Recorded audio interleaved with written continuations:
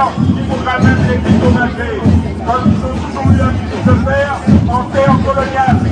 Voilà ce qui se passe dans l'État et la République française.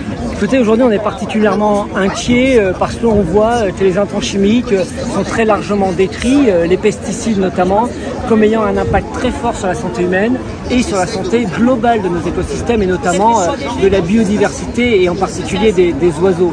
Juste un chiffre pour rappel, on perd encore 20 millions d'oiseaux par an chaque année donc à l'échelle de l'Europe et la cause principale ce sont les pesticides. Alors évidemment pourquoi on est inquiet? Parce que les oiseaux sont des révélateurs de l'état de santé de nos écosystèmes et quand les oiseaux vont mal, ben on sait que notre environnement va mal, notre eau potable est dégradée et plus globalement l'ensemble de la Terre est en difficulté. Et donc on a décidé ce 5 avril de réunir nos forces entre chercheurs, entre associations de protection de la nature, il y aura des chercheurs de l'INRAE, il y aura des chercheurs du CNRS, il y a des associations comme la LPO pour dire stop aux intrants chimiques. L'urgence elle est là parce que en mai sera analysée une nouvelle loi qu'on appelle la loi du plomb qui a été proposée par le sénateur du même nom de réintroduire des néonicotinoïdes qui ont été déclarés par l'ANSES comme dangereux pour notre santé, qui ont été dangereux pour la biodiversité et l'État est en train de vouloir les réintroduire. Donc là on dit stop, la coupe est pleine, on ne peut pas s'autoriser à continuer à polluer notre environnement. D'accord. Parce que moi hier j'étais à la journée Stand Up for Science où on voit aux États-Unis que les organismes gouvernementaux comme la NOAA, USAID, etc. sont attaqués très fortement, voire certains visent à les détruire hein, et les démanteler de fond en comble. Ici en France c'est pas aussi net, mais quand même on a des attaques contre l'ADEME, des attaques contre l'ANSES, des attaques contre le CNRS. Qu'est-ce que vous en pensez ? Évidemment, on est très inquiet parce qu'on voit bien que les établissements publics font un travail remarquable, que ce soit l'OFB, que ce soit l'ANSES, que ce soit évidemment l'ADEME, pour accompagner la politique publique. C'est toujours le politique qui garde la main, évidemment, mais d'avoir des éléments très précis, très scientifiques sur où on en est dans notre état de santé, c'est capital. Et donc évidemment, on a eu l'occasion de le dire et de le redire, on dénonce toutes les attaques sur les établissements publics et on souhaite évidemment les conforter. On travaille régulièrement avec eux et on peut souligner vraiment la qualité du travail et je pense qu'on aurait beaucoup moins de problèmes si on écoutait un peu plus la science aujourd'hui. D'accord. Et au niveau des pesticides, donc on est tous ici pour la réduction très forte, voire la disparition des pesticides. Quelles sont les solutions que vous entrevoyez? Est-ce que c'est le bio? Est-ce que c'est une agriculture plus raisonnée? Quels sont le modèle, La solution aujourd'hui, elle est dans la transformation du schéma agricole. On a une profession qui est en souffrance, alors il ne faut pas parler d'une agriculture, on parle des agriculteurs. Et donc il y a un pourcentage d'agriculteurs productivistes qui utilisent massivement des intrants chimiques et pour eux il faut tendre la main pour les accompagner vers un changement de régime. Là aujourd'hui on doit viser un revenu sain pour le monde agricole mais surtout une protection de leur santé, ce sont les premiers à être impactés et donc il y a un accompagnement vers l'agroécologie, ça a fait ses preuves ici comme ailleurs et donc il y a un nouveau système à mettre en place. Il y a évidemment un travail à faire sur le consommateur. Le consommateur doit être pleinement conscient de qu'est-ce qu'il alimente, quels sont les risques pour sa santé lorsqu'il s'alimente via des légumes, de la viande, issue de produits avec des antibiotiques, avec beaucoup d'agrochimie. Et donc on a aujourd'hui les capacités de sortir de ces systèmes de production, de continuer à produire une santé et une alimentation saine ici en France. D'accord. Et là, pour la manifestation, qu'est-ce que vous attendez de cette manifestation ? La manifestation, c'est déjà de dire on n'est pas seul. Hein, il n'y a pas d'un côté les protecteurs de l'environnement, de l'autre côté les scientifiques, les gens. Il y a aussi beaucoup de médecins dans le cortège. On est unis, on a une seule santé, que ce soit la santé de nos écosystèmes vivants, nos arbres, nos forêts, mais aussi nos oiseaux. Mais la santé, bien sûr, notre santé, la santé de nos enfants. Et donc aujourd'hui, on doit être dans un combat uni. Et c'est pour ça qu'on fait cette marche ensemble. Merci beaucoup.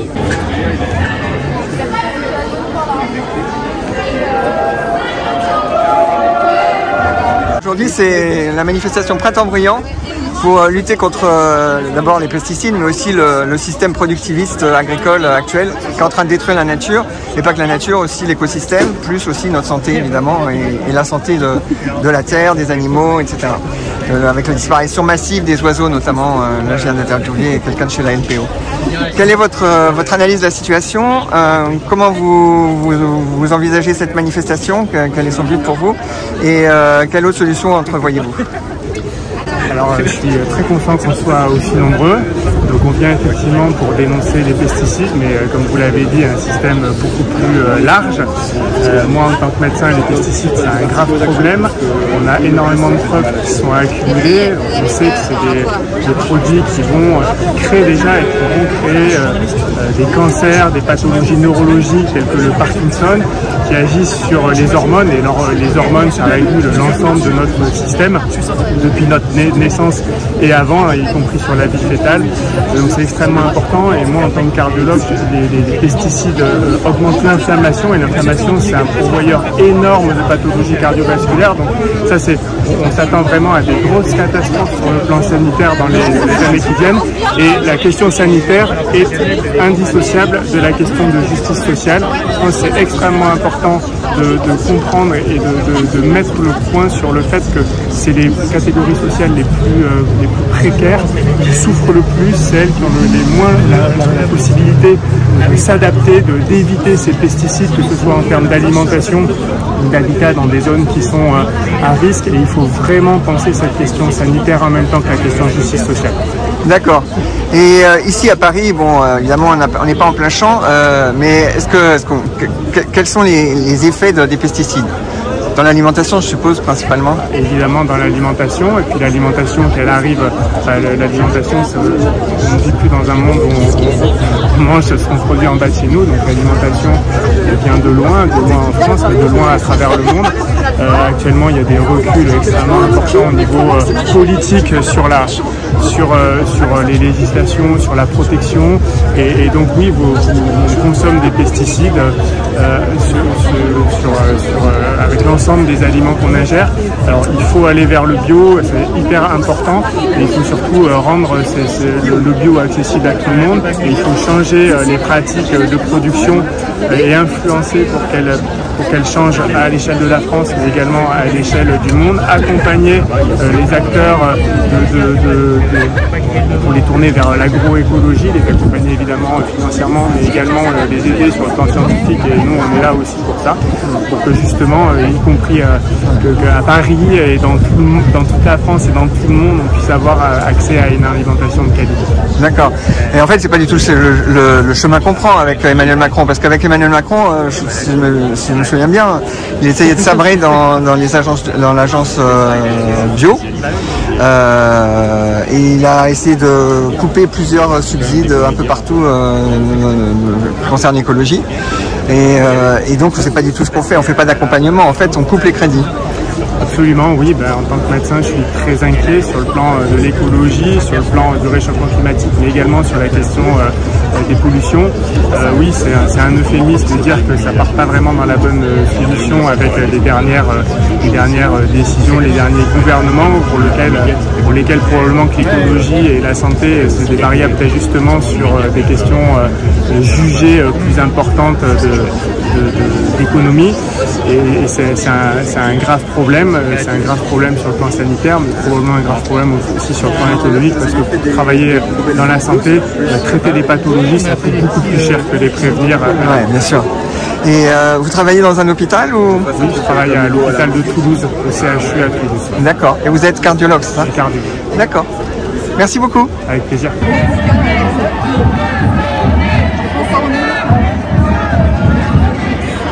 Écoutez, il y a 3 objectifs, je ne sais pas si vous savez, donc c'est Extinction Rébellion et Scientifique en Rébellion au départ, mais là on a une centaine de collectifs qui viennent de toute la France. Donc il y a 3 objectifs. Le premier, c'est d'alerter sur les consensus scientifiques, qui sont très bien établis. Le second, c'est de lutter contre la désinformation. Et le troisième, c'est de demander la sortie urgente des pesticides. Voilà, en gros c'est ça. Donc, si vous voulez, je vous détaille un petit peu. Oui, allez-y. Donc le premier, c'est les consensus scientifiques.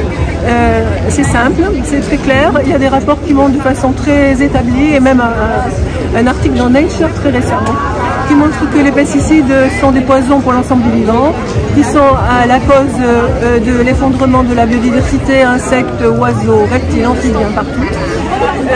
On en met 70 000 tonnes par an en France, hein, et ça c'est depuis 80 ans. Donc c'est des millions de tonnes de produits chimiques qui sont déversés dans les champs. Ces produits ne sont pas tout à fait comme les autres, ils contaminent, mais ils sont faits pour tuer. C'est encore, il faut le souligner. Pierre-Henri Gouillon du Muséum national d'histoire naturelle le dit clairement, ce sont des poisons, donc ils s'attaquent à tout le vivant. Ils s'attaquent aussi aux humains.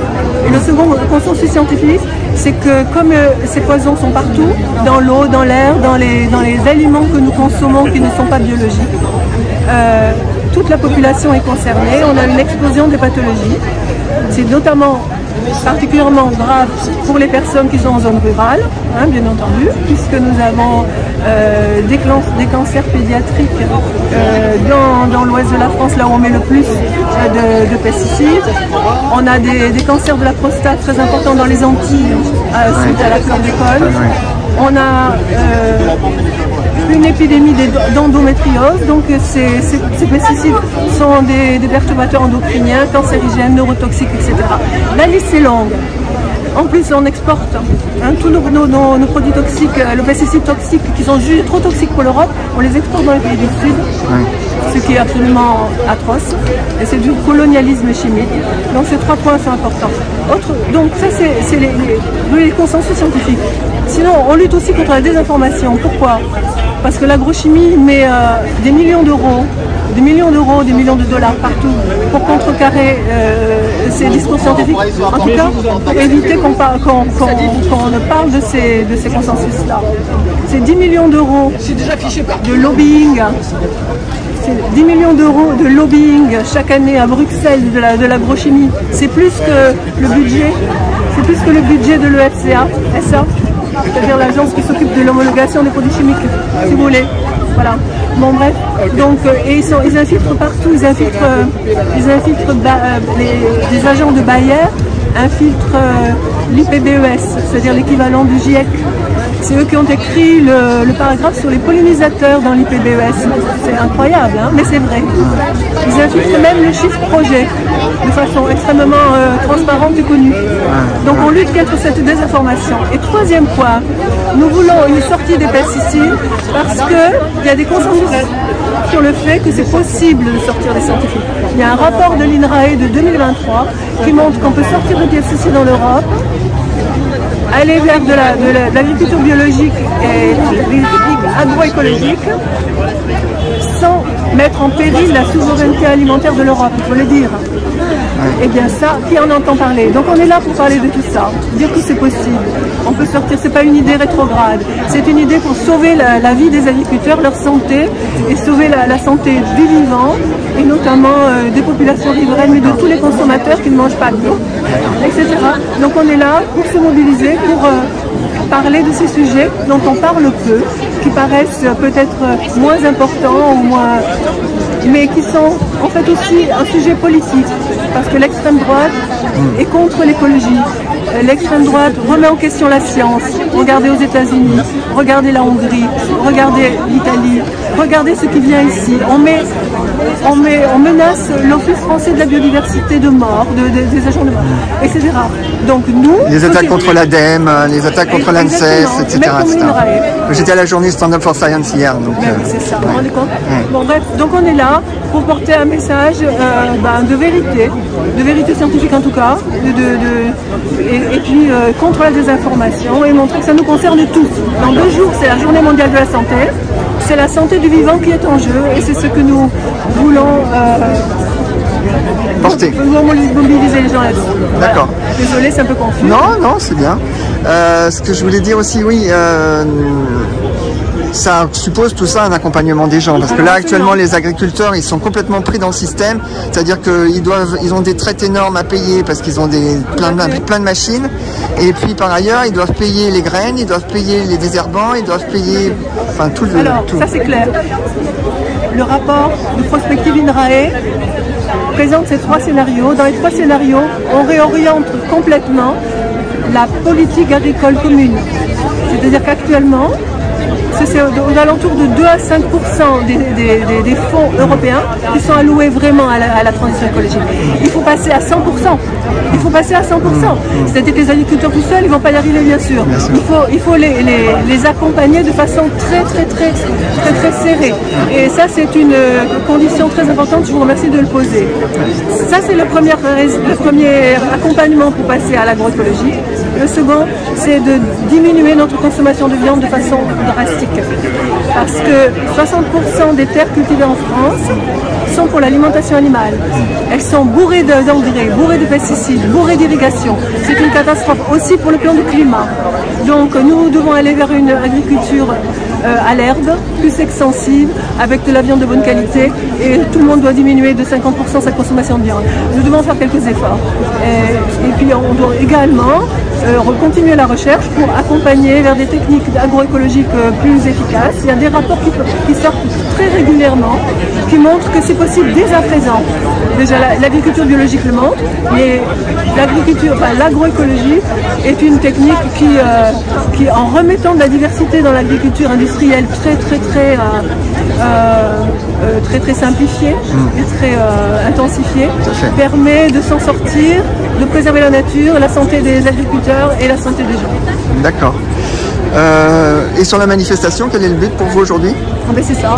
La mobilisation en fait. Mobilisation, donc nous avons des groupes victimes de pesticides, des groupes de médecins qui lancent l'alerte, des groupes de féministes qui veulent faire reconnaître beaucoup mieux les maladies comme l'endométriose, etc., qui sont causées par une contamination en partie liée aux perturbateurs endocriniens liés aux pesticides. Vous voyez, c'est de fédérer l'ensemble des forces qui se concernent par ces questions, pour parler et pour... Enfin, les messages sont simples, hein. C'est vraiment un problème. Les pesticides sont des poisons. Voilà. Merci. Merci beaucoup. Santé pour tous. Maintenant. Qu'est-ce qu'on veut? Santé pour tous. Maintenant. Je suis Hélène Grosbois. Je suis à la fois activiste, auteure, agricultrice, plein de choses. Et je suis là parce que j'ai participé à co-organiser cette marche pour essayer de lever l'alerte sur les pesticides, parce qu'on n'en parle jamais à la bonne hauteur. Les pesticides, c'est pas un problème comme les autres. C'est un problème qui est la cause majeure de l'extinction. Et c'est un problème qui est durable et persistant. Et qui est en train de provoquer la plus grande sélection artificielle qui a jamais existé sur notre planète. D'accord. Vous êtes d'un mouvement ou d'une association? Je suis en train de créer une association parce que je me suis dit qu'il n'y en avait pas assez. Donc je me suis dit que j'allais en faire une.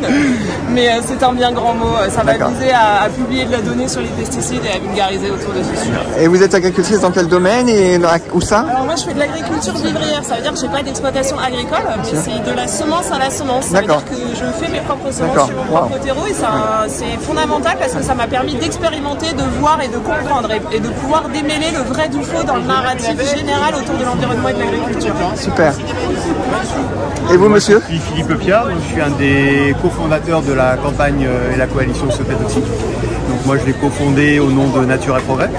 Je suis paysan aussi, paysan confédéré à la Confédération Paysanne, et donc en Aveyron. Et nous on est là parce que ça fait déjà depuis 2020 qu'on dénonce la non-homologation correcte des pesticides avant leur mise sur le marché. C'est-à-dire que on n'utilise toujours que la substance active, donc tout le monde sait citer le glyphosate et plein d'autres, les néonicotinoïdes, etc. Sauf que c'est jamais ça qui est utilisé. Ce qui est utilisé, c'est un produit qui est 10, 100, 1000 fois plus toxique que la substance active déclarée. Or, toutes les études sont faites que sur cette substance active. C'est pour ça qu'on a une augmentation des maladies chez les agriculteurs, dans la population.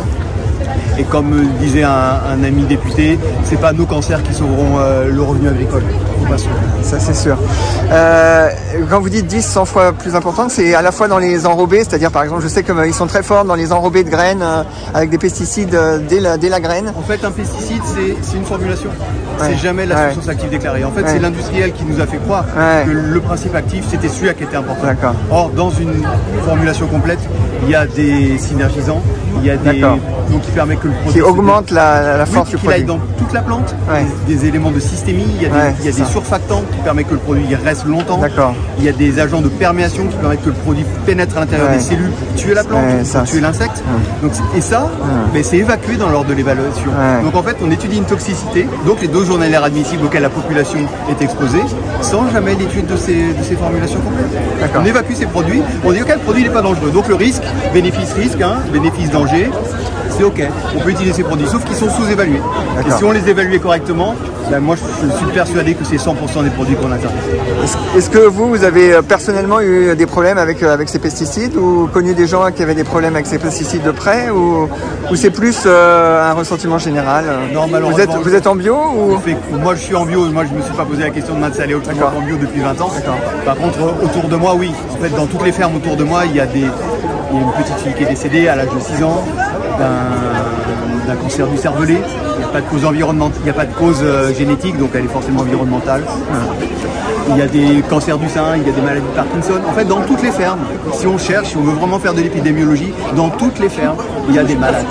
Et en fait, il y a une omerta dans le monde agricole qui fait que on ne le dit pas, et même des fois, c'est pas des cas de maladies professionnelles. Dans l'Aveyron, c'est pas là où la Confédération paysanne a obtenu aux dernières élections la majorité, non? Non, c'est en Ardèche. Ah, c'est en Ardèche. Malheureusement, c'est à côté. On n'a pas progressé. C'est à côté.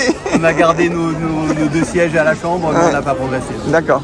Si je peux me permettre d'aller encore plus loin, pardon. Oui, bien sûr, bien sûr. C'est légitime. Bien sûr. Compte tenu de tes connaissances et ton expérience. Moi je dirais qu'on est tous touchés par les pesticides parce qu'en fait 90% de l'exposition aux perturbateurs endocriniens aujourd'hui elle se fait par les pesticides. Et donc toutes les maladies aussi cognitives comme la dyslexie, la dyspraxie, la dyscalculie, les problèmes comportementaux, que ce soit l'hyperactivité, que ce soit la dépression, les syndromes d'agressivité, etc. sont aussi liés aux pesticides.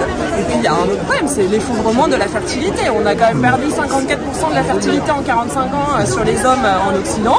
Donc en fait, on est tous touchés par les pesticides, vous ainsi que tous les gens qui vous entourent. Simplement, il y a des maladies qu'on peut aujourd'hui de manière vraiment totalement formelle attribuer aux pesticides, comme la maladie de Parkinson, comme les lymphomes non-Hodgkiniens, comme des cancers chez certains enfants, etc. Et puis il y a d'autres maladies aujourd'hui, on a encore du mal à faire clairement le lien parce que la recherche est aussi financée par le privé et qu'il y a des moyens colossaux qui sont mis aujourd'hui sur la table pour qu'on parle d'autres problèmes en permanence. Le problème c'est les écrans, c'est le soleil, c'est tout ce que vous voulez, le bruit, etc.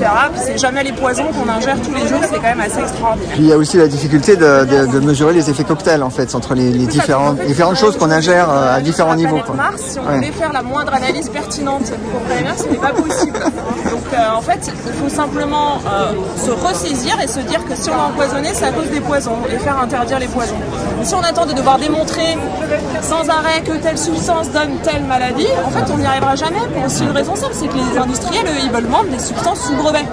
D'accord. Et donc nous on arrive sans arrêt 20 ans après, c'est beaucoup trop tard et entre temps ils ont mis plein d'autres substances sur le marché qui vendent beaucoup plus cher. Donc en fait c'est pour ça aussi qu'on met un point d'honneur dans cette marche à réclamer l'interdiction totale et immédiate des pesticides.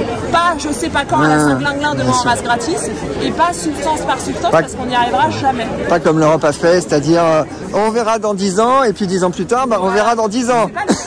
C'est pas dans le futur, c'est aujourd'hui qu'on a empoisonné. D'accord. C'est maintenant que les bébés naissent. La réglementation elle est relativement bien faite puisqu'elle exige qu'aucun produit pouvant porter une atteinte grave à la santé et à l'environnement soit mis sur le marché. Et en fait, ils évitent d'étudier correctement et ils inversent la charge de la preuve. C'est à nous de prouver qu'on est malade ou que le déclin de la biodiversité est dû à ça. Et donc, du coup, ils se cachent derrière ça. Et nous, c'est ce qu'on essaye de faire dans les tribunaux, de les obliger à faire face à leurs responsabilités, c'est-à-dire ne pas mettre en marché des produits qui peuvent avoir une atteinte grave à la santé et à l'environnement. D'accord. Aujourd'hui, on doit prouver que des produits créés pour tuer tuent. Est-ce que, on a totalement perdu la raison? Il faut vraiment se ressaisir là. D'accord. Et donc, vous n'utilisez donc pas de pesticides a priori dans vos exploitations. Et donc, est-ce que, contrairement à ce que la FNSEA veut nous faire croire, vous arrivez à vous en sortir au niveau des revenus que vous en tirez? Est-ce que vous arrivez à survivre? Est-ce que vous arrivez à vivre? Ou je sais pas, quelle est votre situation sans pesticides? Je suis paysan, je vis sans PAC et j'ai aucun problème. On vient d'avoir de la PAC, je vais pas dire pas de PAC, bien sûr. J'ai 3000 balles. Tout le monde a un peu de PAC. Les voisins ont 30 000. Ouais, moi j'ai que 3000. On subventionne l'agriculture intensive avec la PAC. Voilà. Et c'est ça le problème de cette politique agricole commune, c'est qu'elle pousse à l'agrandissement des fermes. Et plus une ferme s'agrandit, plus ils ont besoin de simplifier les pratiques agricoles. Ce que disait votre collègue tout à l'heure, 2 à 5% seulement pour l'agriculture bio et pour un autre modèle écologique. Quoi. Plus on simplifie les pratiques agricoles, plus les pesticides entrent en jeu, parce qu'on ne fait plus de l'agronomie, on a un problème, du coup la solution c'est le pesticide. Moi, ça fait 20 ans que je suis paysan, j'ai jamais eu de problème insurmontable, et même j'ai jamais eu hormis des dégâts de gel, mais ça je crois que même la chimie ne pourrait pas me protéger, j'ai jamais eu de problème en fait parce que ce que je dis toujours à mes élèves, parce que j'en ai quand même assez souvent, la vie aime la vie. Donc plus on va créer de la biodiversité, plus on va avoir une richesse sur nos fermes qui va en fait tout équilibrer. On parle du microbiote, mais la biodiversité c'est un méga microbiote. La terre est un microbiote. Et à chaque fois qu'on va tuer, en fait on va détruire tout ce vivant. Et forcément les pathogènes, eux, ils adorent ça. Une fois qu'on a fait la place, ils se développent de ouf. Et donc il faut arrêter avec ces monocultures, avec tous ces systèmes qui en fait sont des appels à bouffer pour tous les prédateurs qui ont envie de dévorer une culture. D'accord. Et on dit que l'agriculture sans pesticides, c'est très intensif en main et en main d'œuvre. Est-ce que c'est vrai? Oui, c'est vrai, il y a plus de travail. Si on ne peut pas faire de désherbage avec un produit chimique, eh bien, on embauche quelqu'un. Mais du coup, qu'est-ce qu'on préfère? On préfère avoir des campagnes qui sont vides, avec quelqu'un qui est sur son tracteur et qui est capable de gérer des dizaines, voire des centaines d'hectares dans les plaines céréalières, ou on repart sur une agriculture paysanne. Nous, à la Confédération paysanne, on voudrait qu'il y ait 1 million de paysans. Et là, aujourd'hui, on en a 400 000. On sait que d'ici 10 ans, il y en a la moitié moins. Je dirais quand même qu'il y a 2 étapes. Il y a étape 1, passer en bio, c'est une question de survie, là, en fait, d'arrêter d'utiliser les pesticides de synthèse. Sinon, on va être tous stériles, débiles, et on aura tout exterminé, bien avant que le réchauffement n'ait le moindre impact. D'accord? Donc, il faut vraiment qu'on se dise qu'il faut qu'on passe en agriculture biologique, alors peut-être toutes choses égales par ailleurs pour l'instant, et ensuite en étape 2, effectivement, avec plus de bras. Et je pense que ça va être difficile de faire les deux en même temps. C'est pour ça que peut-être que d'abord, faut qu'on vise sans pesticides de synthèse et ensuite avec plus de bras. Il y a aussi quelque chose qu'il faut avoir en tête, c'est que ces pesticides de synthèse, c'est en train de créer un monde de pathogènes résistants. Et on le voit. On le voit, ce problème qu'on a eu sur les antibiotiques, où on a dit aux gens, les antibiotiques c'est pas automatique, on crée de l'antibiorésistance. Les pesticides sont à 85% d'entre eux des antibiotiques puissants. On en met 100 fois plus dans la nature que ce qu'on prescrit aux gens. D'accord? Et donc de toute façon, le Covid était juste le commencement d'une histoire qui va être très douloureuse et très intense. Et donc les gens, ils vont aller à la campagne. Moi qui réclame aussi que les gens, un exode urbain, bon, là avec le Covid, il n'y avait plus grand chose à réclamer, hein. Tous ceux qui ont pu partir sont partis, donc ça va se faire de gré ou de force, c'est aussi ça un peu, c'est que nous on prévient gentiment les gens, mais de toute façon ça va se faire, dans la douleur ou pas, quoi.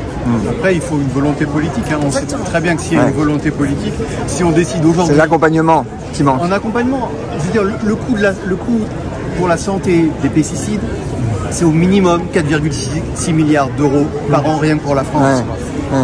C'est bien supérieur à ça. En fait, si on prend vraiment tous les coûts, c'est bien supérieur à ça. Si cet argent-là, on le met pour décider d'accompagner toute la filière agricole à passer en bio, dans 10 ans, la France est en bio. Pourquoi on résiste? Alors que là, on attaque l'agence bio, on veut le supprimer, etc. Quoi. Exactement. On en sait les dégâts, sur la santé. Les mutuelles nous disent, nous, on ne pourra jamais porter le coût de la santé causée par les pesticides. On sait tout ça et on fait rien parce qu'il n'y a pas de courage politique. Nous, on en appelle au courage politique. Et au contraire, là, on est en train de se battre contre un projet de loi qui est porté par le sénateur Duplon, qui est juste une régression phénoménale sur tout ce qu'on a réussi à gagner depuis 20 à 30 ans. Là, le tour, on repart en arrière, quoi. Alors que c'est exactement le contraire qu'il faut faire. On sait qu'on est dans le mur, mais on va quand même continuer à y aller, quoi. Là, il y a la loi agricole qui est passée il n'y a pas longtemps, et dedans, il n'y a pas une seule fois le mot agroécologie, ni le mot écologie d'ailleurs. Hein. C'est un peu inquiétant, quoi. C'est ça. D'accord. C'est triste. Et tout comme l'exode rural et le remembrement était vraiment une volonté politique, on s'en rend très bien compte. On l'a bien fait dans un sens, on va pas le faire dans l'autre, comme disait la Madeleine Proust, je sais pas si vous la connaissez.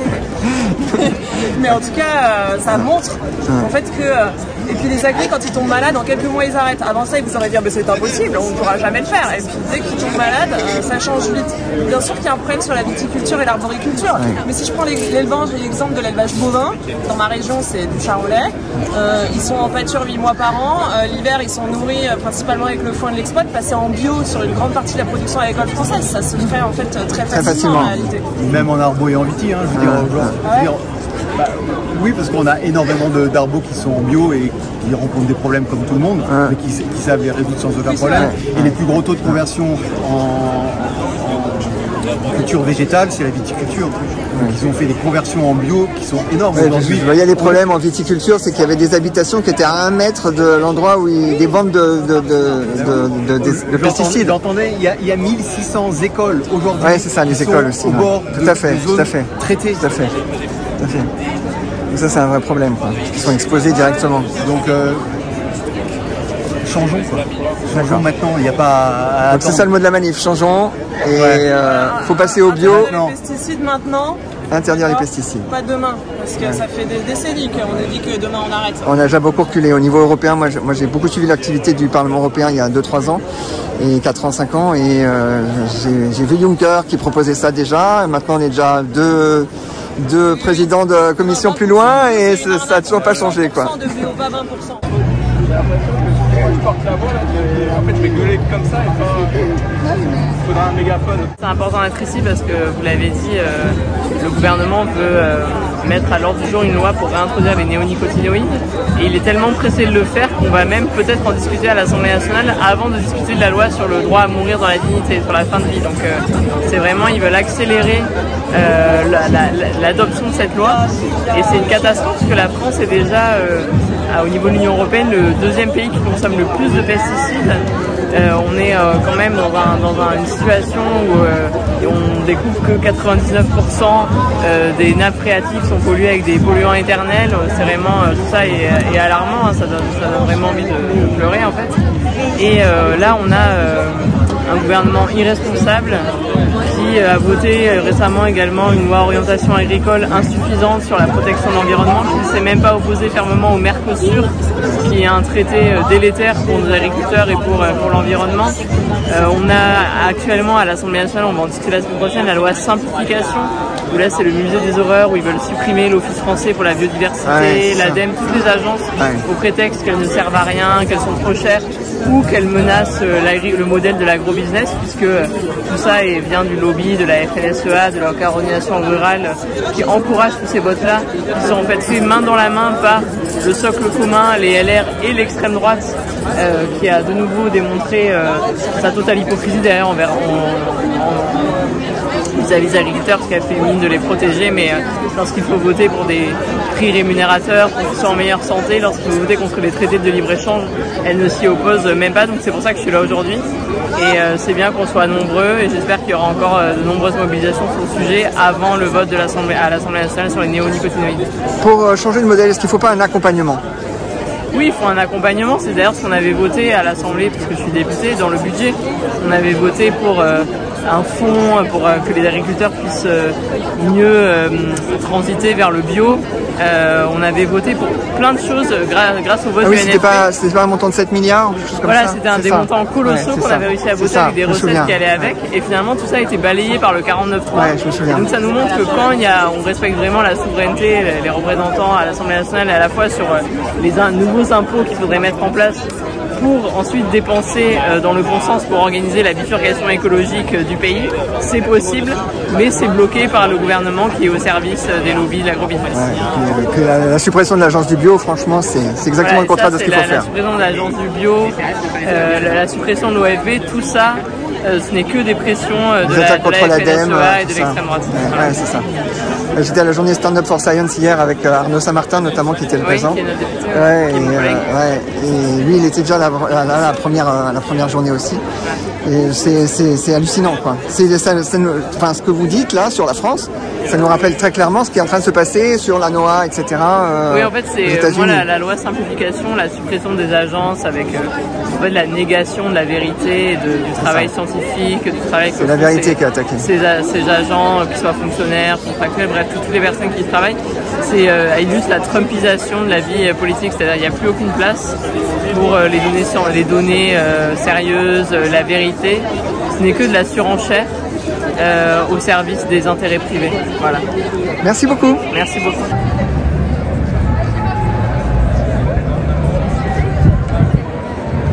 C'est important d'être ici parce que là je pense qu'il n'y a plus un centimètre carré de France qui ne soit pas pollué par les pesticides, les produits chimiques d'une manière générale. Qu'en plus il y a eu une loi d'orientation agricole qui est un véritable chèque en blanc fait à l'agro-industrie et aux agriculteurs intensifs et que l'idée c'est de plus il y a une crise agricole, plus il y a des sécheresses, plus on met de pesticides et en fait c'est la pire, mais la pire des solutions qui soit. Donc c'était très important d'être ici aujourd'hui. D'accord. Et donc aujourd'hui on a l'impression d'avoir un gouvernement qui va exactement à l'inverse de l'histoire, c'est-à-dire qui rame dans l'autre sens, dans le sens où il veut supprimer l'agence bio, il fait des attaques contre l'ANSES, contre l'ADEME, contre le CNRS, et finalement c'est le contraire de ce qu'il faudrait faire, parce qu'en fait il faudrait accompagner la transition écologique pour les agriculteurs. Parce qu'en fait, si on passe à une agriculture sans pesticides, ce sera une agriculture beaucoup plus intensive en emploi. Et donc, il faut recruter et il faut aider les agriculteurs à passer en bio. Quelle est ton analyse? Là, en fait, face à un problème dont on a l'impression qu'on ne sait pas le gérer alors qu'en fait on sait très bien le gérer, eh bien la réponse c'est le déni, le mensonge, les fake news. Et on voit aux États-Unis, les scientifiques sont en immense difficulté, ils sont virés, leurs données sont effacées parce qu'on ne veut pas voir le problème, ce qui quand même dit quelque chose de l'espèce humaine, quoi. Là, à un moment, on est l'espèce la plus idiote du règne animal, vraiment. Je sais pas comment dire autrement. J'étais à la journée Stand Up for Science hier, donc oui, en effet, j'ai vu, j'ai interviewé des tas de chercheurs, etc. Il y avait Pierre Larouturou qui était là, par exemple. Ouais.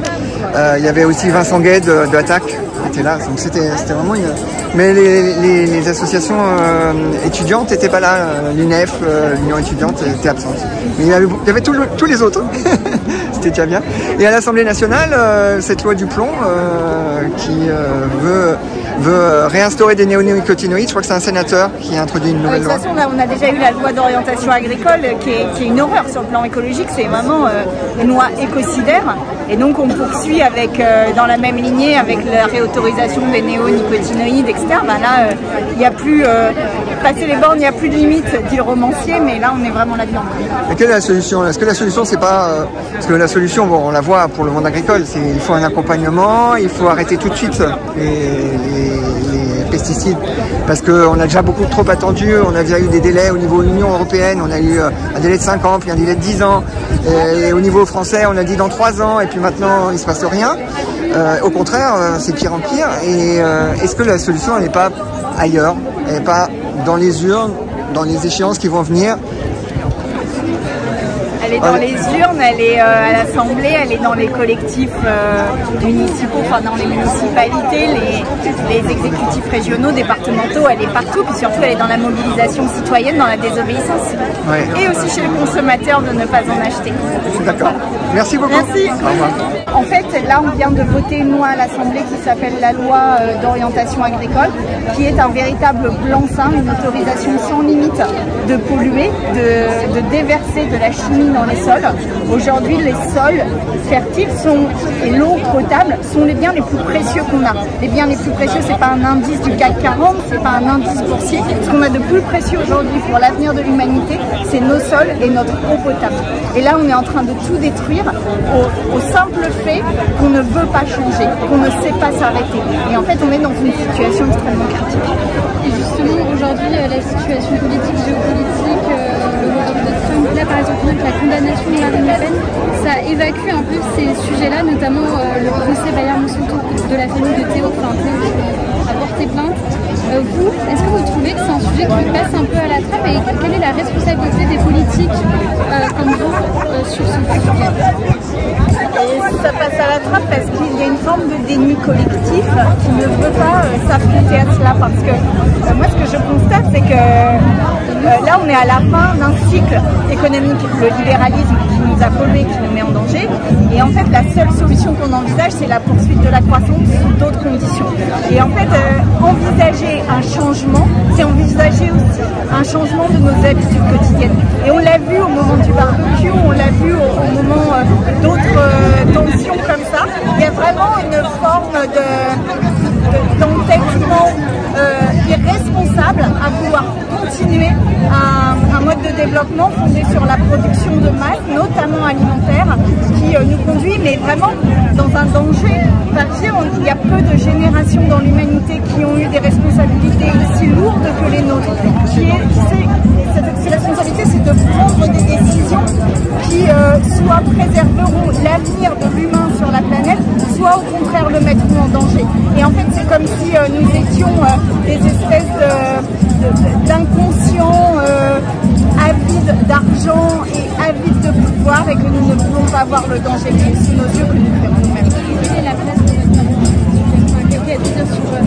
quelle est sa responsabilité? Mais moi j'ai porté une écologie avec des mots un peu différents de ce que portent d'autres leaders écologistes. Je pense à Yannick Jadot, je pense à d'autres. Et en fait, à chaque fois, c'est toujours de notre faute. C'est-à-dire que quelle que soit la manière dont on en parle, quels que soient les combats que l'on mène, et parce que plutôt que de tuer le messager, plutôt que de tuer le message, on tue le messager. Et on a l'impression, comme aux États-Unis, qu'en supprimant les chercheurs, il n'y aura plus de danger climatique. Mais en fait, en tuant ou en minimisant ou en décrédibilisant la parole écologiste, il restera le réchauffement climatique, la perte de biodiversité et les pollutions endémiques. Très bien. Merci beaucoup, madame. Et tout le monde déteste les pesticides. Tout le monde déteste les pesticides. C'est même la seule manière de tenir la souveraineté alimentaire, parce que ce qui menace la souveraineté alimentaire, c'est l'effondrement de la biodiversité, c'est le dérèglement climatique. Et donc ce qu'on vient demander ici, au nom des enfants qui ont des cancers pédiatriques, c'est de convoquer le principe de précaution et qu'on arrête tout ça et qu'on conduise des politiques publiques qui accompagnent une agriculture vertueuse, qui tiendra la souveraineté alimentaire, qui protège la biodiversité, qui protège le climat et surtout qui protège la santé de nos enfants. Mais parce que on n'a pas su, dans les différents scrutins, couper les oreilles de ceux qui écoutent les lobbies. Le bulletin de vote, c'est un moyen de couper les oreilles de ceux qui écoutent les lobbies. Et donc, à chaque fois que malheureusement on consulte la société, ils remettent en selle les pires élus en termes d'écoute des lobbies. Que ce soit le Rassemblement national, que ce soit les Républicains, que ce soit Renaissance, c'est ceux-là qui écoutent les lobbies. Et ceux-là se laissent endormir par un discours complètement éculé qui n'existe plus quand la science s'exprime, qui consiste à dire qu'on ne tiendrait pas la souveraineté alimentaire sans pesticides. C'est absolument faux. Tout ça n'existe plus. Donc vous êtes agriculteur bio. Pourquoi c'était important pour vous d'être ici aujourd'hui et quelles solutions vous entrevoyez dans ce monde sans pitié et cruel de Macron qui nous impose une loi de simplification, une loi sur la réintroduction des néonicotinoïdes, une loi agricole où il n'y a pas le mot écologie ni agroécologie. Comment est-ce que vous entrevoyez tout ça? Il faut qu'on s'appuie sur les études et les expertises scientifiques qui montrent qu'une autre voie est possible, que la souveraineté alimentaire ne dépend absolument pas de l'utilisation des substances de synthèse, qu'elles soient engrais ou pesticides, et que, au contraire, ce qui va tenir la souveraineté alimentaire, c'est l'agriculture qui va nous préserver du dérèglement climatique, qui va préserver la biodiversité, parce que c'est les deux enjeux de productivité en agriculture. Aujourd'hui, on a plusieurs décennies d'expériences réussies d'agriculteurs qui ont convoqué l'agroécologie, qui produisent autant et qui réussissent. Et donc on doit convoquer le principe de précaution, interdire ces pesticides et accompagner les agriculteurs avec des politiques publiques qui font vertueux et qui font bien. D'accord. Et cet accompagnement, est-ce que ça vous semble vraiment possible aujourd'hui? Parce que les macronistes, clairement, ils ont coupé, ils coupent plutôt les accompagnements et ils sont en train de... Mais c'est pas parce que eux le font qu'on peut pas réclamer autre chose. C'est ça la pression citoyenne. C'est ça les attentes sociétales qui s'expriment aujourd'hui dans cette cause. Et donc il faut lutter à tous les niveaux, aussi bien au niveau de la pression citoyenne, avec les associations et les institutions, aussi bien au Parlement, au Sénat et à l'Assemblée, mais aussi peut-être dans les prochaines élections. Absolument. Il faut couper les oreilles des lobbyistes. C'est-à-dire que si vous coupez les oreilles de ceux qui écoutent les lobbies, on a gagné. Et donc c'est au moment de l'élection, le bulletin de vote est un moyen de couper les oreilles de ceux qui écoutent les lobbyistes. Et donc si vous voulez que les lobbies soient affaiblis, il faut arrêter d'élire les élus qui écoutent les lobbies. En parlant de ça justement, qu'est-ce que vous pensez du résultat des dernières élections agricoles? Ouais, c'est d'abord une forte sanction de la FNSEA, c'est-à-dire que c'est la démonstration que ce syndicat agricole ne défend pas les agriculteurs, que ce syndicat est devenu hors sol et que les agriculteurs eux-mêmes ne se reconnaissent plus dans ce syndicat. D'accord. Est-ce que c'est une amélioration pour l'agroécologie et pour le sens dans lequel on veut aller? Il faudrait que ce soit la Confédération paysanne qui gagne l'élection, donc c'est pas satisfaisant, mais c'est un premier pas. D'accord, merci.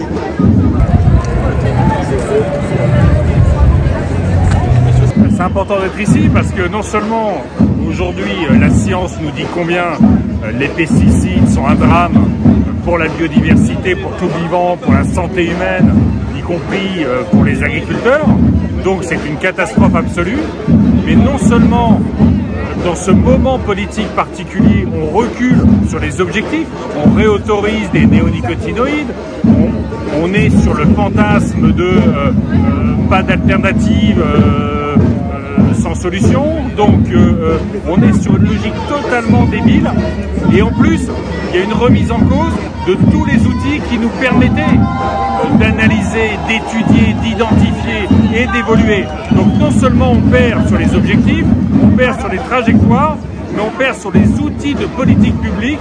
Évidemment, on voit ce gouvernement, la majorité de droite, critiquer l'ANSES, critiquer l'INRAE, remettre en cause, quasiment mettre des cibles dans le dos des agents publics de l'Office de la biodiversité. Donc on est sur des reculs extrêmement dangereux, sur une forme de négationnisme de l'effondrement de la biodiversité qui est aujourd'hui terrible. Donc il faut être là parce que pas simplement pour dénoncer ce drame, pas simplement pour dénoncer les catastrophes humanitaires, les catastrophes environnementales, les catastrophes sanitaires, mais aussi pour dire combien il y a des solutions aujourd'hui, qu'il y a des dizaines de milliers de paysannes, de paysans qui mettent en œuvre un autre modèle agricole qui doit être soutenu aujourd'hui. D'accord. Et au niveau du groupe écologiste au Sénat et aussi au niveau du parti Europe Écologie Les Verts, quelles sont les actions qu'on doit faire? Est-ce qu'on ne doit pas plus communiquer, mieux communiquer vis-à-vis de la population? On essaye de communiquer, sauf que aujourd'hui, je pense que quand on regarde toutes les enquêtes d'opinion, on a une victoire culturelle sur la question des pesticides, sur la question de la santé, sur la qualité de l'alimentation, sur le fait d'avoir un modèle paysan qui est avec plus de paysannes et de paysans et moins de machines et moins de phytosanitaires, sauf qu'on perd à chaque fois, au fond, sur la mise en œuvre de cette victoire culturelle. Et donc c'est ça qu'il faut arriver à remettre de la science, de la rationalité, des expériences qui démontrent le succès de l'agriculture biologique. Et c'est comme ça qu'on arrivera à contrer des lobbies qui aujourd'hui ont porte ouverte dans tous les ministères. D'accord, merci beaucoup. Bonjour, je suis Yannick Jadot et je suis pour les coquelicots et on se bat contre tous les produits phytosanitaires de synthèse, les engrais qui viennent de Russie et puis évidemment tous ces phytos qui nous empoisonnent, qui empoisonnent la terre et qui empoisonnent le vivant. Macron, il faut que tu t'hydrates. Bois un peu de glyphosate. Macron, il faut que tu t'hydrates. Bois un peu de glyphosate. Macron, il faut que tu t'hydrates. Bois un peu de glyphosate. Macron, il faut que tu t'hydrates. Bois un peu de glyphosate.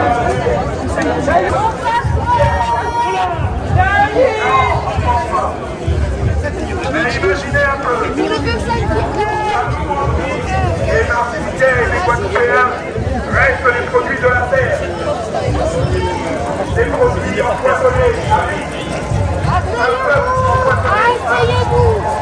et l'État français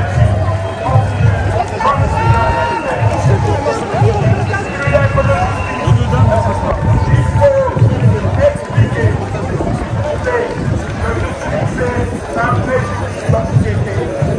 Comme si l'avenir de nos enfants, ça ne nous intéressait pas. Comme si nous, comme nous avons des enfants, nous êtes juste des futurs petits esclaves. Vous comprenez bien, nous n'avons rien contre qui que ce soit ici, mais contre l'État qui décide contre le peuple. Donc contre vous, d'empoisonner des gens. Ah madame, nous avons été à trop longtemps dans notre peuple. Nous avons baissé hautement la tête. Aujourd'hui, nous sommes le peuple, nous sommes debout. Et nous vivons non. Nous vivons non.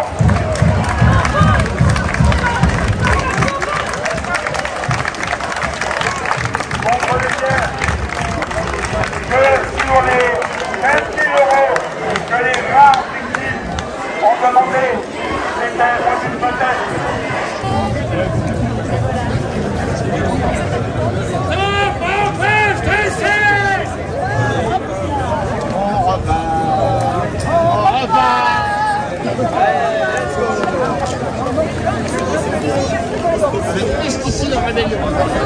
Il est partout, je sais pas comment il fait. Il est incroyable. Il est tournoyant.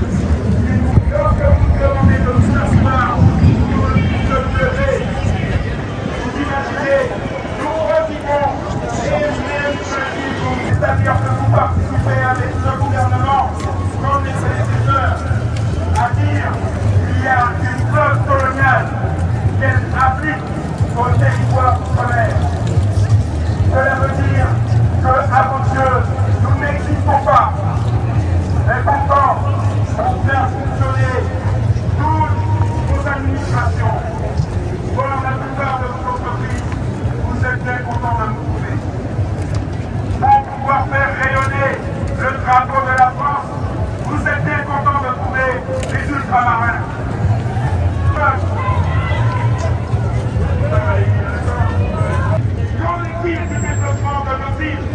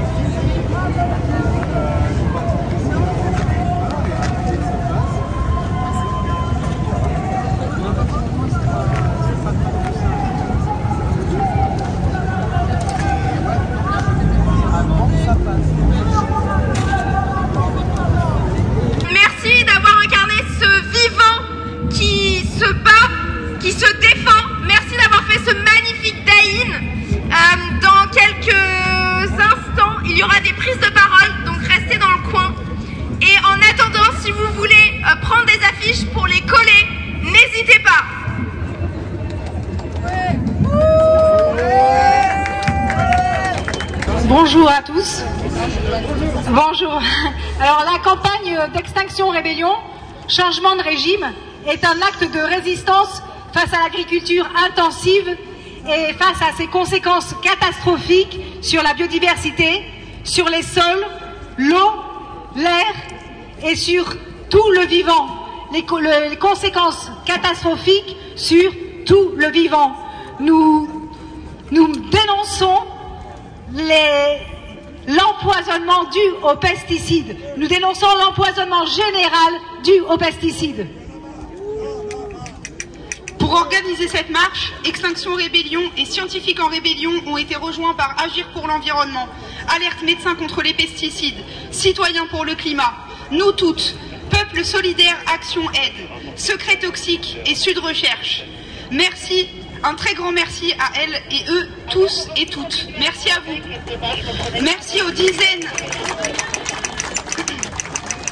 dizaines d'organisations, d'associations, de collectifs et aux élus qui ont signé l'appel pour cette marche.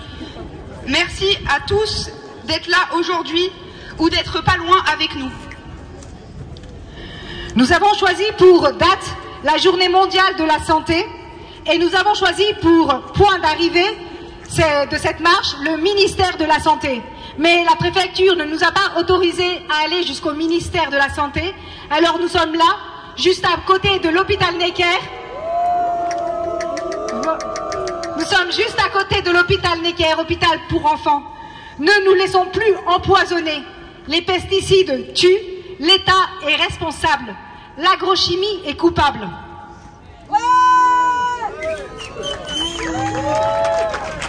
Merci pour cette marche vivante, printemps bruyant, pour que nos printemps cessent d'être silencieux.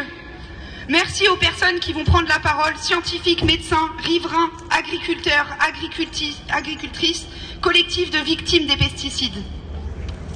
Merci. Et pour commencer, Florence Voller de Scientifiques en Rébellion, qui va nous rapporter un texte que Pierre-Henri Gouillon a écrit pour cette mobilisation. Pierre-Henri Gouillon est biologiste spécialisé en sciences de l'évolution, en génétique, en botanique, en écologie. Il est professeur émérite au Muséum d'histoire naturelle. Florence. Merci Lisa.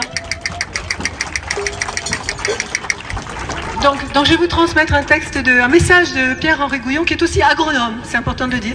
Il s'est battu pendant des années contre les OGM. Pardon. Donc je répète. Pierre-Henri Gouillon est aussi agronome, donc vous allez voir l'importance de ce background. Donc Pierre-Henri Gouillon dénonce les OGM depuis des années et depuis plus récemment, il dénonce aussi les pesticides. Donc son message s'intitule « Comment en est-on venu à empoisonner le monde entier ?» Donc c'est un message en 4 points.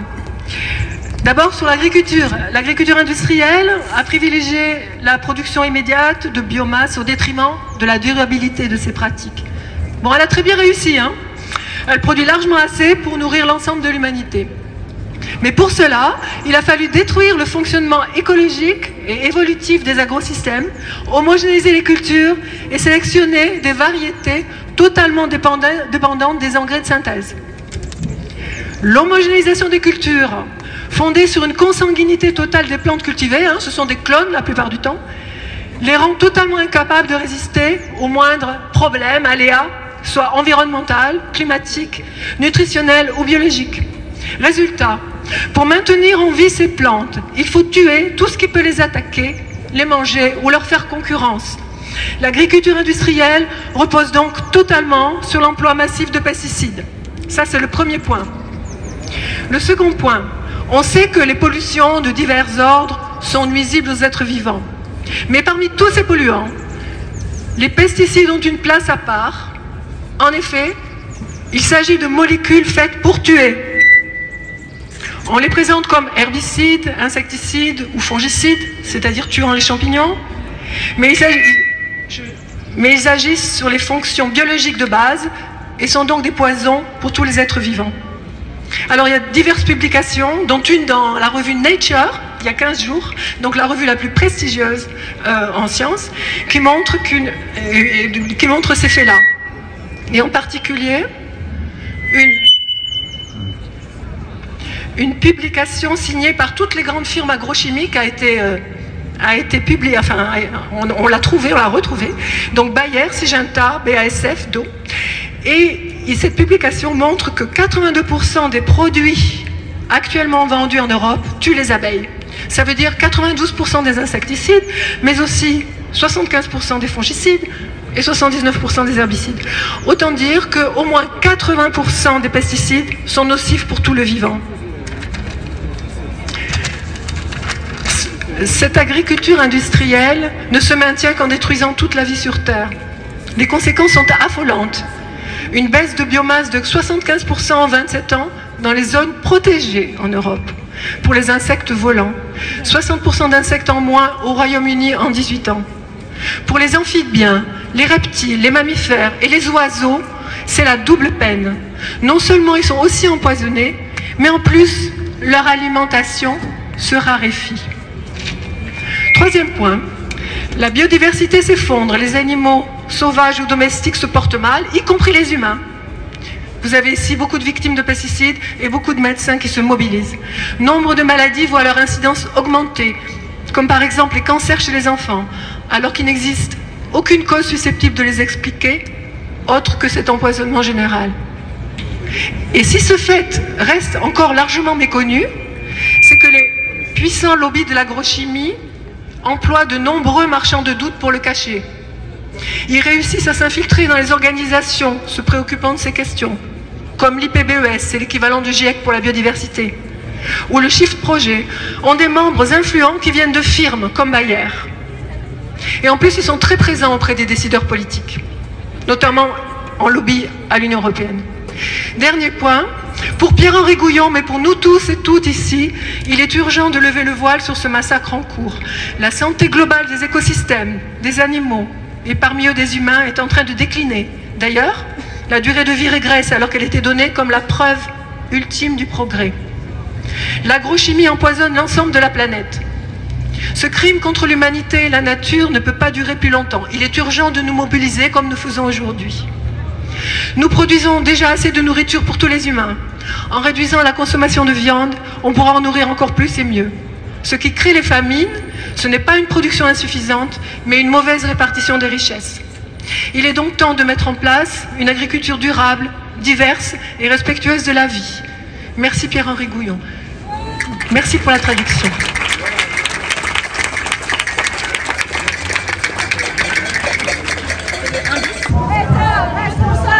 Agrochimie coupable, ne nous laissons plus empoisonner. L'agro-industrie tue. C'est ce que disait la banderole accrochée sur les méga-silos du port de La Rochelle par les activistes d'Extinction Rébellion. Le procès pour cette action a été une victoire historique. Relax sur la reconnaissance de l'état de nécessité. Mais le parquet a fait appel. Un nouveau procès a lieu ce lundi 7 avril, non sans ironie, précisément sur la date de la Journée mondiale de la santé. Il y a un rassemblement de soutien prévu à midi ce lundi 7 avril devant le tribunal de Poitiers. On vous invite à y venir. Loin de l'agro-industrie, la parole est à Aline Orias et Gaspard Manès de la Confédération Paysanne Île-de-France et porte-parole de la Confédération Paysanne Nationale.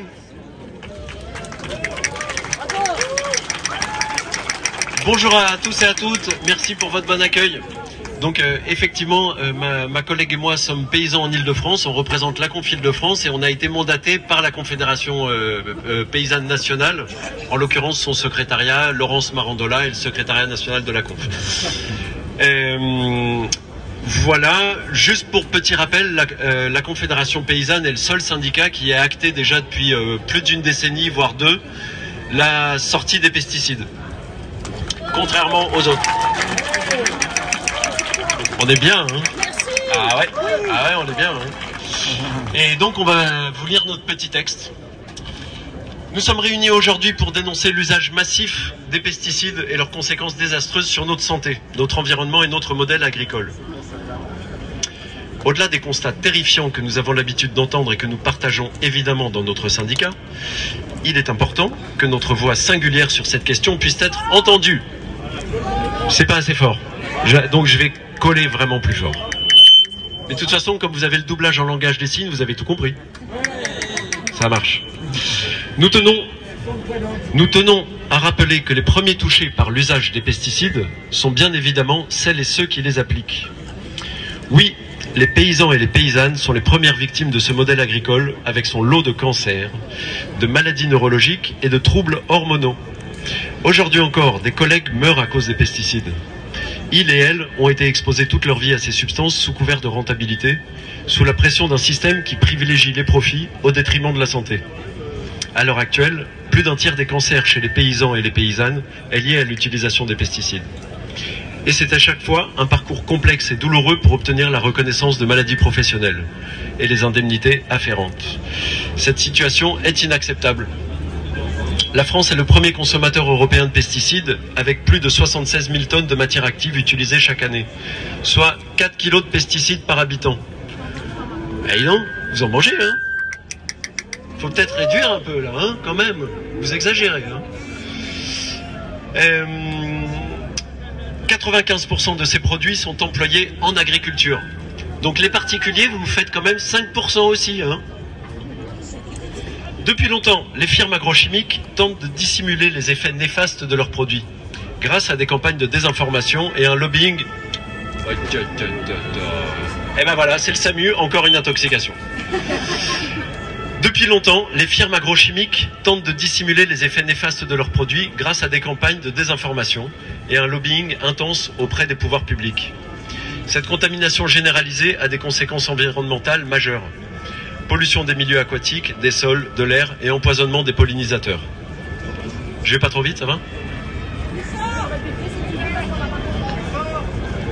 Les conséquences financières sont aussi très lourdes, notamment pour la dépollution de l'eau potable.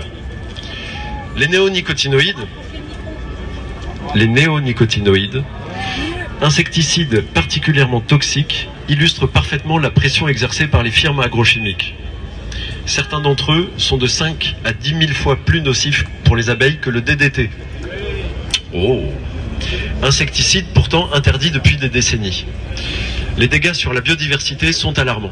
Disparition des pollinisateurs, contamination des sols et des nappes phréatiques, destruction des écosystèmes. Ce modèle tue aussi des êtres humains. Malgré leur interdiction en France depuis 2018, les néonicotinoïdes sont en phase d'être réintroduits sous la pression des lobbies et de leurs marionnettes, comme le sénateur Duplon. Oui. La santé publique a du plomb dans l'aile. C'est un scandale. Nous ne voulons plus de ces allers-retours qui sapent toute avancée environnementale. Nous demandons l'application stricte du principe de précaution et une interdiction définitive de ces poisons.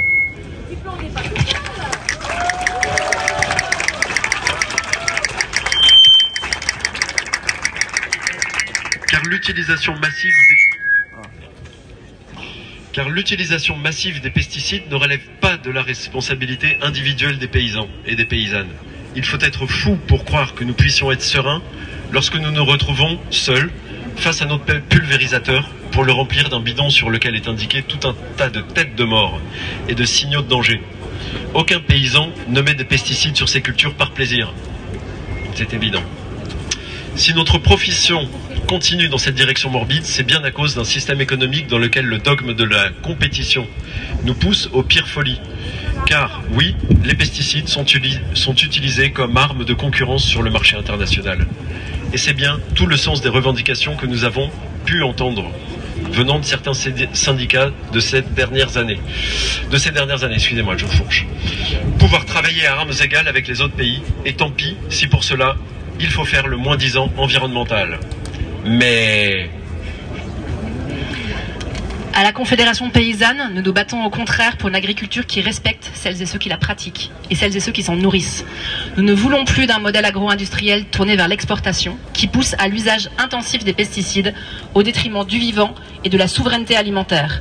Nous exigeons une transformation radicale du système agricole vers une agroécologie paysanne porteuse d'avenir, durable et juste.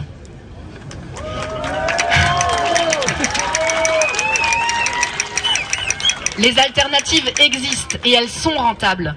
Les techniques agroécologiques, la rotation des cultures, la diversification, l'autonomie des fermes et la transformation à la ferme sont des solutions éprouvées Elles permettent de préserver la santé des paysannes et des paysans et des consommatrices, tout en protégeant la biodiversité. Mais pour cela, il faut des moyens concrets, des soutiens financiers, un encadrement des pratiques, une formation accessible à toutes et à tous, et l'orientation des fonds de la politique agricole vers l'agroécologie paysanne. La transition agricole ne doit pas, ne peut pas être uniquement la responsabilité des paysans et des paysannes. Elle doit être accompagnée par des politiques publiques ambitieuses, par une refonte des aides agricoles, notamment celle de la PAC, qui favorise celles et ceux qui s'engagent pour une agriculture respectueuse du vivant. Nous avons besoin de prix justes, de circuits courts renforcés, d'un accès facilité à la terre pour les nouvelles générations d'agricultrices. Nous sommes ici pour rappeler que nous sommes nombreuses et nombreux à vouloir une autre agriculture. Une agriculture qui ne sacrifie pas la vie sur l'autel du profit.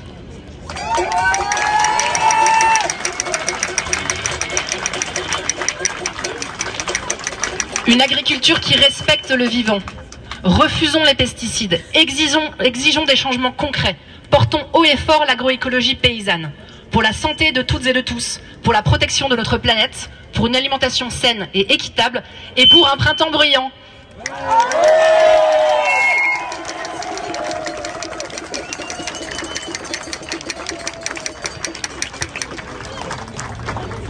Merci beaucoup. On va accueillir Pierre-Michel Perrineau, médecin de Alerte Médecins contre les pesticides.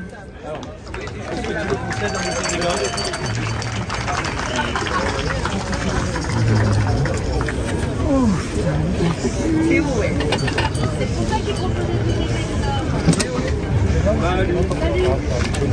Voilà, le micro est là. Merci. J'interviens au nom d'Alerte des médecins sur les pesticides, mais également de Génération Future et de la coalition Secret Toxique. Moi, je voulais juste insister sur 3 points. La fuite en avant que représentent les mesures gouvernementales prises depuis 1 an et le projet de loi Duplon reposent sur une mise à l'écart des données scientifiques. Les données scientifiques, elles sont fournies par 2 expertises, notamment, il y en a d'autres, mais il y a 2 expertises collectives, celle de l'INRAE en 2022, qui a montré que tous les niveaux, je ne vais pas insister, tout le monde l'a déjà dit avant moi, tous les milieux sont contaminés, l'air, les sols, l'eau et le biote qui y vit. Et tous les niveaux d'organisation biologique sont impactés par les pesticides, des vers de terre aux mammifères. Et nous vivons la 6e extinction de masse. Première expertise. Deuxième expertise, l'expertise INSERM, pesticides et santé. Elle vient en compléter une autre qui avait été publiée en 2013. Celle-ci a été publiée en 2021 et elle montre que, en fait, la liste des pathologies qui impactent les professionnels ne cesse de s'allonger. Mais elle montre un autre aspect, c'est que pour la population générale, impactée également par les perturbateurs endocriniens, cette liste de pathologies ne cesse aussi de s'allonger, avec des troubles de la fertilité, des cancers hormonodépendants, dont certains, tels que les cancers du sein, sont en augmentation chez les adultes jeunes, l'obésité, le diabète. Bref, un ensemble d'une liste à la Prévert. Attention, dans l'expertise INRAE, les perturbateurs endocriniens sont en cause dans la plupart des impacts sur le vivant. Heureusement, la population a compris que les alternatives existent et qu'elles passent par l'agriculture bio. Alors oui, il faut demander l'arrêt de l'usage des pesticides en France et en Europe, mais il faut aussi à tous les niveaux, PAC, État, local, etc., mettre en œuvre des solutions pour soutenir les agriculteurs impliqués dans ce changement de paradigme, comme vient de l'expliquer la conf. Et les soignants ont un rôle à jouer en montrant que la bio est source de solutions pour la population générale, à commencer pour les femmes enceintes, avec en particulier la campagne ordonnance verte qui consiste à prescrire à toutes les femmes enceintes une information sur le risque chimique, en particulier lié aux perturbateurs endocriniens, et à fournir toute la durée de la grossesse un panier de fruits et légumes bio, hebdomadaire et gratuit à toutes les femmes enceintes. En même temps, il faut continuer à dénoncer les carences de l'évaluation des pesticides comme s'y emploie la coalition Secret Toxique. Et en particulier le fait que les formulations complètes, c'est-à-dire les produits tels qu'ils sont réellement utilisés par les paysans, ne bénéficient pas d'une évaluation de toxicité à long terme. Et dénoncer cela, y compris devant les tribunaux, comme le fait la coalition face au glyphosate, pour obtenir le respect de la réglementation européenne. Je vous remercie.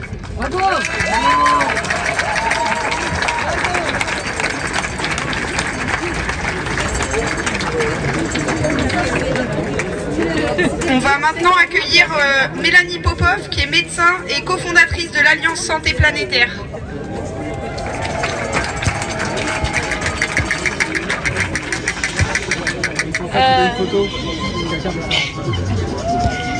Bonjour à tous et à toutes, je suis Mélanie, je suis médecin de santé scolaire à la ville de Paris et membre de l'Alliance Santé Planétaire. Mon travail, c'est de dépister les problèmes de santé chez les enfants dans les écoles, de parler avec leur famille, de leur habitude de vie au quotidien, de faire ce qu'on appelle de la prévention et de les rediriger, si nécessaire, vers des soins. Si je suis ici aujourd'hui, c'est pour joindre la voix des soignants à celle des agriculteurs, agricultrices, des riverains, des victimes de pesticides, des biologistes, pour dénoncer l'inaction des pouvoirs publics face aux pesticides et pour réclamer une politique agricole qui nourrisse sans menacer la santé. 60 ans ont passé depuis que Rachel Carson a lancé l'alerte sur l'empoisonnement du monde par les pesticides dans son livre Printemps silencieux. Pourtant, la production et l'usage des pesticides n'a cessé d'augmenter, alors que le consensus scientifique est mondial. Rien que depuis 1990, la quantité utilisée dans le monde a augmenté de 80%. Je ne reviendrai pas sur les expertises scientifiques de l'INSERM. Le risque est connu, le consensus mondial. Les pesticides sont cancérigènes, mutagènes, reprotoxiques. 2/3 d'entre eux sont des perturbateurs endocriniens. Plus de la moitié sont ce qu'on appelle des PFAS. Ils sont responsables de maladies graves chez les agriculteurs riverains et participent à une explosion de maladies chroniques, d'infertilité, de cancer dans la population générale. Je rappelle que manger bio diminue de 25% le risque du cancer du sein, que les hommes ont 2 fois moins de spermatozoïdes que leurs pères au même âge, et que certains cancers, sein, cancer du côlon, cerveau, rein, sont en augmentation chez les jeunes adultes, qu'on découvre des clusters de cancers pédiatriques pour lesquels les pesticides sont suspectés. Ce n'est plus le temps du doute, c'est le temps de l'action. Ce n'est plus le temps du silence, mais celui de faire du bruit face à l'inaction des pouvoirs publics.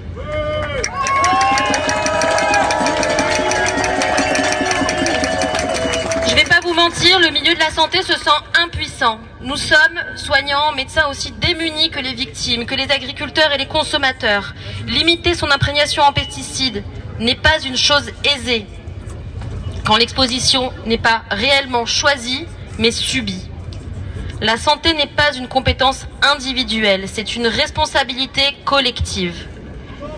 La santé est préservée ou abîmée en fonction de décisions politiques, en fonction des subventions de la PAC, de la réautorisation des nicotinoïdes, de l'accessibilité à une alimentation bio pour tout le monde, en fonction aussi de l'oreille tendue au lobby. Puisqu'on décide à notre place de quoi est fait notre environnement, nous exigeons que soit coupé le robinet de cette intoxication planétaire et que notre sécurité alimentaire passe par une agriculture biologique, maintenant. Chaque semaine, chaque jour d'inaction face aux pesticides est une perte de temps désastreuse. Qui paiera le coût économique de la dépollution des eaux par les pesticides PFAS? La collectivité. Une femme sur 8 aura un cancer du sein dans sa vie. Qui va payer pour les traitements? La collectivité. Mais il y a des coûts qui ne sont pas financiers. Celui du monde vivant qui s'éteint. Celui de la douleur de l'endométriose vécue chaque mois par les femmes. Celle de nos petites filles à la puberté trop précoce pour être assumée. Celle de la culpabilité des parents riverains de zones agricoles qui se demandent si leur enfant aussi va avoir une leucémie. Celle des couples infertiles et qui se demandent pourquoi. Pour ces raisons, les soignants sont solidaires dans la lutte contre les pesticides. Nous sommes des sentinelles, des lanceurs d'alerte, des garants de la santé. Et nous nous battrons pour que cesse cette intoxication généralisée et injuste de nos corps et de nos milieux de vie. Merci.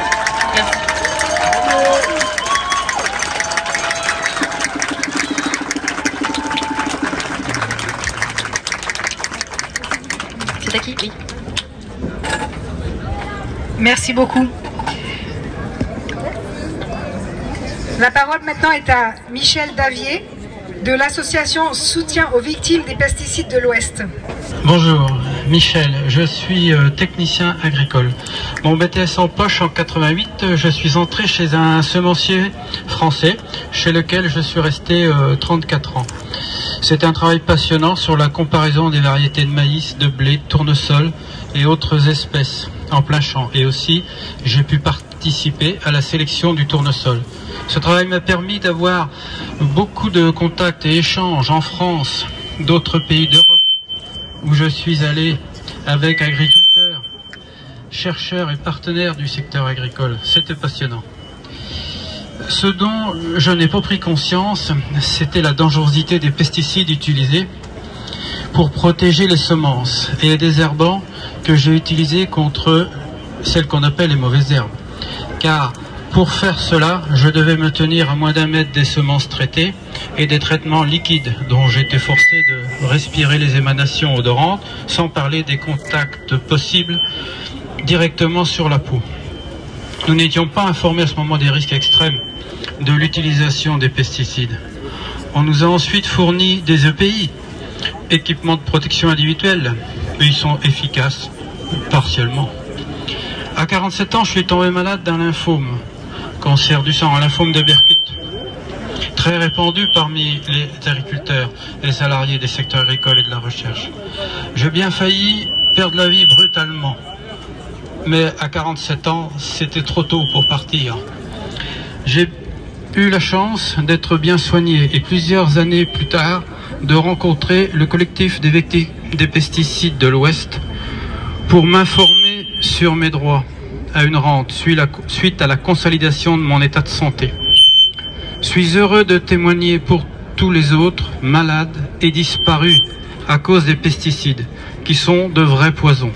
À travers mon témoignage, je veux rendre toutes les victimes moins invisibles.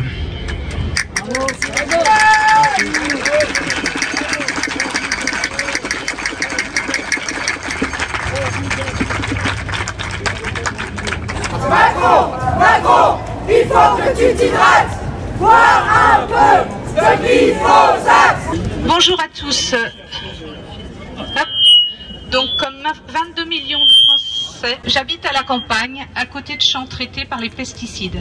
À 4 mètres de la fenêtre de ma cuisine, un champ. À 30 mètres, un autre. Et à 200 mètres, un verger de pommes. Les pommes, 35 traitements par an. Donc, en 2022, j'ai été intoxiquée dans ma maison. Au quotidien, nous sommes tous exposés aux cultures intensives, champs, vergers, vignes.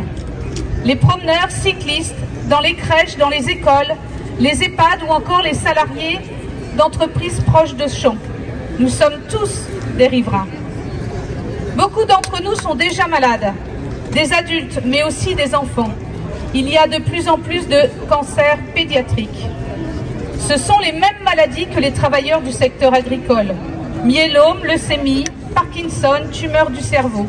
Des foyers apparaissent, comme récemment 2 en Charente-Maritime.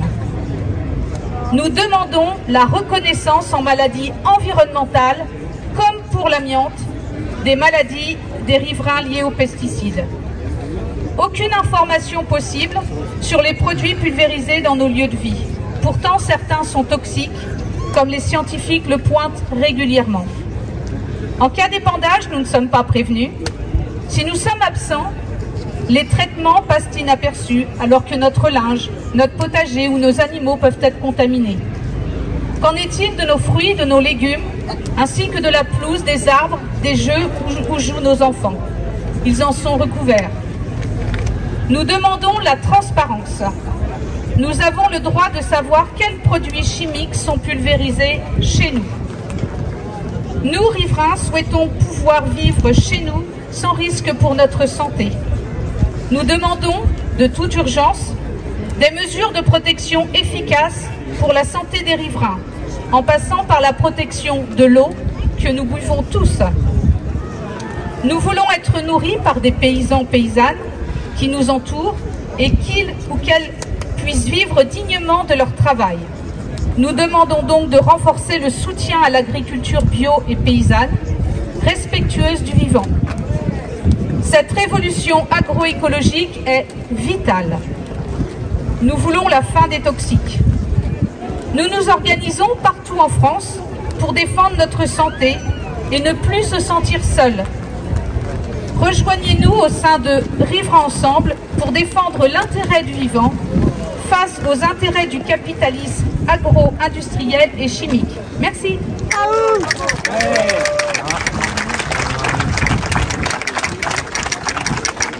L'État français, c'est criminel.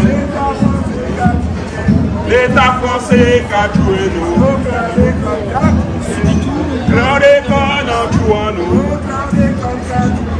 L'État français qui a tué nous. L'on déconne en tuant nous. L'on déconne en tuant nous. L'État français qui a tué nous. L'on déconne en tuant nous. L'État national tué nous. L'on déconne en tuant nous. L'État français qui a tué nous. L'on déconne en tuant nous. L'État français qui a tué nous. La cabine ilitinde, yo ka marcher les sentiments nous marcher, nous tomber, nous tomber.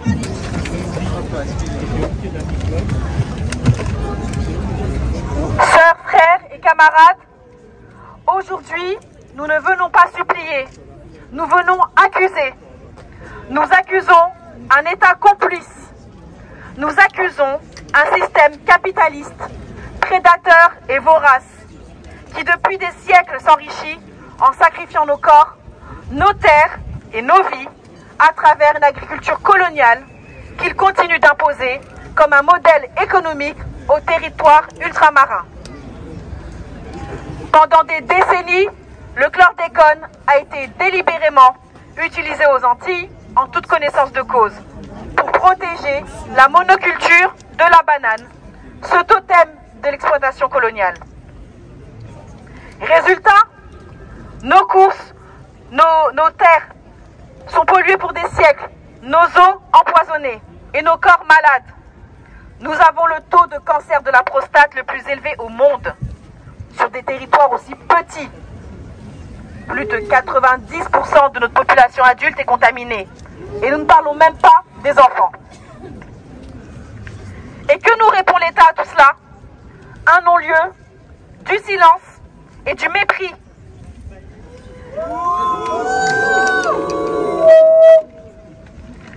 Et pendant ce temps, quand on ose réclamer une représentation équitable au Conseil, à la Charte sociale européenne, on nous répond irrecevable.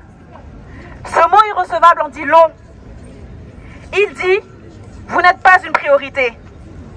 Vous n'avez pas voix au chapitre.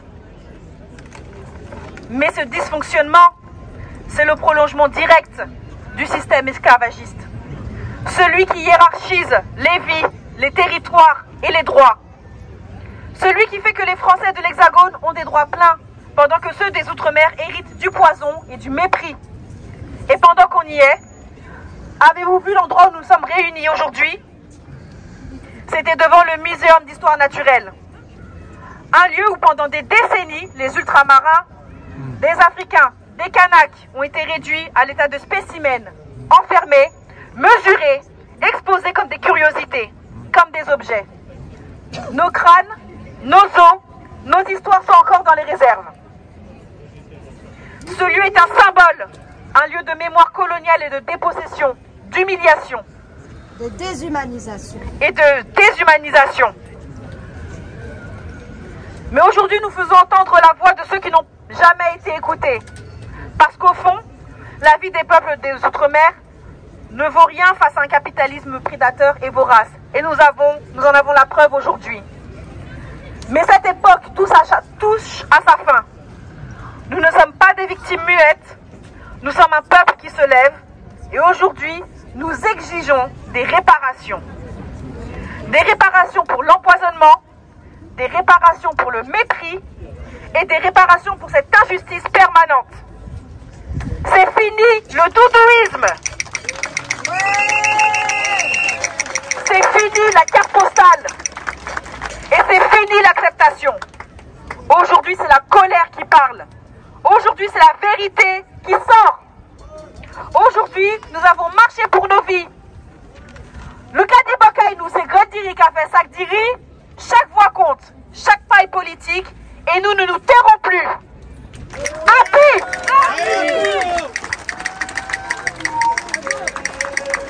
La Galilende, il est inde, nous avons marché les sentiments, nous. Merci. Nous avons aussi une cagnotte que nous allons faire circuler. Le don est à 1 € symbolique pour aider notre collectif. Merci. On est là, on est là, on est là pour dénoncer ces crimes-là. Bonsoir à toutes et à tous, ça va? Vous êtes toujours là? Je suis le dernier à parler, il y a déjà beaucoup de choses qui ont été dites. Alors, je suis président de Médecins du Monde, une organisation humanitaire, indépendante, impartiale, qui est bien sûr engagée dans le champ de la lutte pour les politiques publiques, la lutte contre les inégalités sanitaires, sociales et environnementales. Donc comme vous le savez, et mes collègues médecins l'ont dit, on observe l'augmentation des pathologies en lien avec les pesticides, des cancers de la prostate, du sein, des leucémies, des lymphomes, du Parkinson aussi. Et voilà, qu'est-ce qu'on a en France? On a très peu de registres pour pouvoir documenter des cancers pédiatriques notamment, et tous les cancers. Il y a très peu de départements qui en ont. Et en fait, c'est simple, quand il n'y a pas de données, il n'y a pas de problème en fait. Donc il faut vraiment lutter contre cet obscurantisme, créer les conditions pour avoir plus de données scientifiques, pour pouvoir objectiver les problèmes. Et il faut plus de moyens pour pouvoir aussi faire des enquêtes environnementales, comprendre la complexité de ce qu'on appelle les effets cocktails, la multiplicité notamment des pesticides qu'on retrouve dans la nature. Et ça, il faut vraiment pousser les autorités pour qu'ils mettent les moyens pour qu'on puisse faire de la prévention et mieux comprendre les dynamiques des maladies. Et ayez en tête aussi que l'Europe produit, on va dire c'est le département, c'est le continent qui produit le plus de pesticides. Et l'Europe vend ses pesticides aussi dans le sud global, dans de nombreux pays où les régulations sont difficiles, où les États sont en difficulté pour pouvoir lutter contre le lobby agro-industriel. On a beaucoup de produits qui sont interdits en Europe et qui sont vendus dans le sud global. Et ça, c'est insupportable. On peut parler de racisme environnemental ou de colonialisme chimique. Il faut dénoncer cela.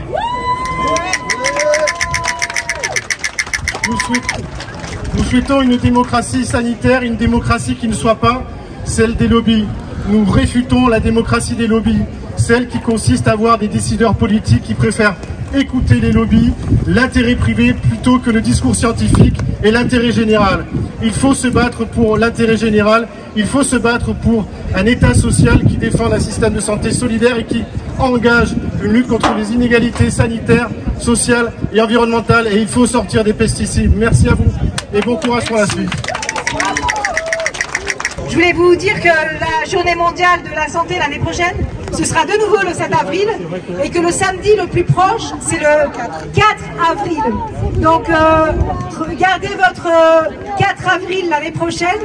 Il y a certains syndicats, partis politiques, etc., qui sont plutôt en soutien avec notre lutte, mais qui ont leur congrès le premier week-end d'avril. Donc on les invite à changer la date de leur congrès l'année prochaine pour pouvoir être avec nous le 4 avril dans la rue. Merci.